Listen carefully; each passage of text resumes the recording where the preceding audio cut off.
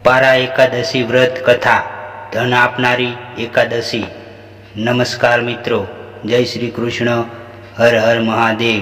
સ્વાગત છે તમારું એક નવા વિડીયોમાં।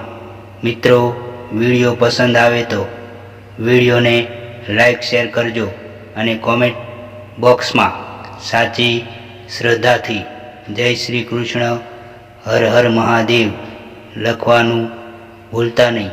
તો ચાલો મિત્રો, વિડીયોને શરૂ કરીએ। અપારા એકાદશીને અચલા એકાદશીના નામથી પણ ઓળખવામાં આવે છે, જે પૌરાણિક માન્યતાઓ મુજબ જ્યેષ્ઠ કૃષ્ણ પક્ષની એકાદશીને અપારા એકાદશી કહેવાય છે। આ દિવસે વ્રત કરવાથી અપાર ધન દોલતની પ્રાપ્તિ થાય છે। આ વ્રતનું મહત્ત્વ એટલું છે કે આ દિવસે વ્રત રાખનારા દુનિયાભરમાં પ્રસિદ્ધિ મેળવે છે, બધા પ્રકારના પાપો અને કષ્ટોથી મુક્તિ થઈ જાય છે। જ્યેષ્ઠ મહિનાના કૃષ્ણ પક્ષની 11થી મનુષ્યને અપાર ધનની પ્રાપ્ત થાય છે અને બધા પ્રકારના પાપોનો નાશ પણ થઈ જાય છે। તેથી આ 11 અપારના નામથી પ્રસિદ્ધ છે। આ વખતે 11નું વ્રત 15મે રોજ છે।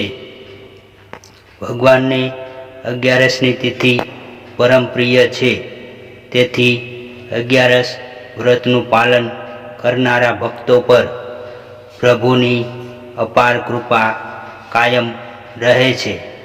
શું કહે છે વિદ્વાન મુજબ 11 ભક્તની જનની છે અને જનનીના આશીર્વાદથી જે રીતે બધા પ્રકારના સુખ બાળકને પ્રાપ્ત થાય છે, એવી જ રીતે 11ના વ્રતનું પાલન કરવાથી મનુષ્યને પુણ્ય ફળની પ્રાપ્તિ થાય છે અને જે કામનાથી કોઈ વ્રત કરે છે એને પણ ચોક્કસ પૂર્ણ થાય છે।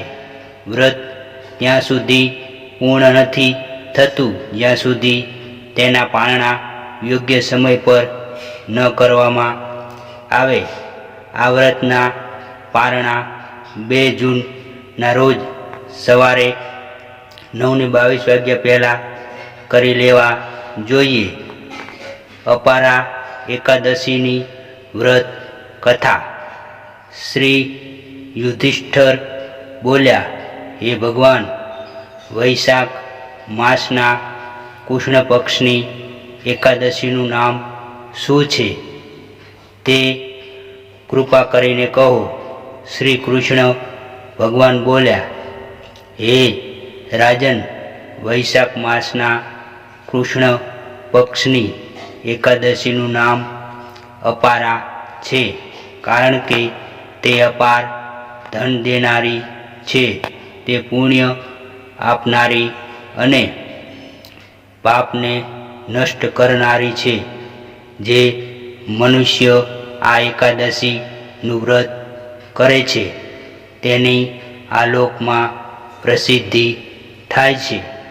અપારા એકાદશીના વ્રતના પ્રભાવથી બ્રહ્મહત્યા, ભૂતયોની, બીજાની નિંદા યાદિના પાપ નષ્ટ થાય છે।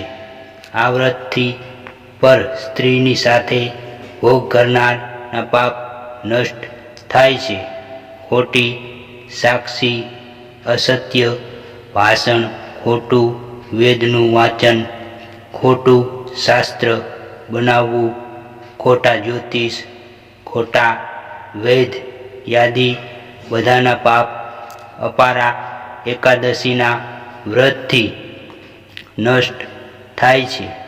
જો ક્ષત્રિય યુદ્ધ ક્ષેત્રથી ભાગી જાય તો તેઓ નરકમાં જાય છે, પરંતુ અપારા એકાદશીના વ્રતથી તેમને સ્વર્ગની પ્રાપ્તિ થાય છે.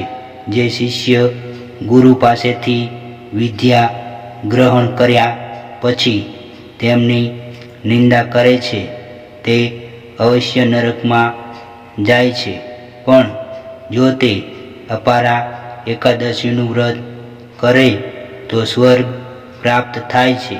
જે ફળ 3 પુષ્કરોમાં સ્નાન કરવાથી અથવા કાર્તક માસમાં ગંગા સ્નાન કરવાથી અથવા પિંડદાન કરવાથી મળે છે તે ફળ અપારા એકાદશીનું વ્રત કરવાથી મળે છે. સિંહ રાશિ વાળાને બૃહસ્પતિના દિવસે ગોમતીમાં સ્નાન કરવાથી, કુંભમાં શ્રી કેદારનાથજીના દર્શન કરવાથી તથા બદ્રિકાશ્રમમાં સનસન કરવાથી જે ફળ મળે છે તે ફળ અપારા એકાદશીના વ્રતની બરાબર છે. હાથી ઘોડાના દાનથી તથા યજ્ઞમાં સ્વર્ણ્ય દાનથી જે ફળ મળે છે તે ફળ અપારા એકાદશીના વ્રતના ફળની બરાબર છે. હાલમાં જ વિયાયેલી ગાય, ભૂમિ અથવા સ્વર્ણ્ય દાનનું ફળ પણ આ વ્રતના ફળના બરોબર હોય છે. અપારા એકાદશીનું વ્રત પાપ રૂપી અંધકારના નાશ માટે સૂર્ય સમાન છે. તેથી મનુષ્ય અપારા એકાદશીનું વ્રત અવશ્ય કરવું જોઈએ. આ વ્રત બધા વ્રતોમાં શ્રેષ્ઠ છે.